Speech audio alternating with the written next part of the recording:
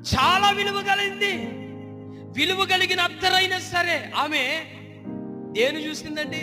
ప్రభువుని చూసింది తప్ప విలువైన అత్తరని చూడలేదు. మనం దేవునికి చేసే దాంట్లో కౌంటింగ్ పెట్టుకుంటాం, దేవునికి చేసే దాంట్లో విలువ కట్టుకుంటాం, దేవునికి చేసే దాంట్లో వెల కట్టుకుంటాం. మనం దేవునికి చేసే దాంట్లో మనము ఆచితూ చేస్తాం, దేవునికి చేసే దాంట్లో ఆలోచిస్తాం, దేవునికి చేసే దాంట్లో కాస్త నిర్ణయంగా ఇది కరెక్టా కాదని ఆలోచిస్తాం.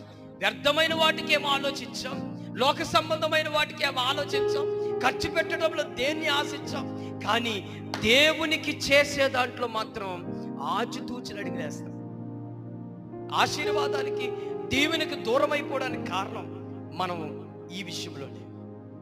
నా పిల్లరా, ఆవిడ ఎంత వెలకట్టిన ఈ అత్తర బుట్టును ప్రభువుకి పాడు చేయడం ఏంటి? ఎందుకు పాడు చేయాలని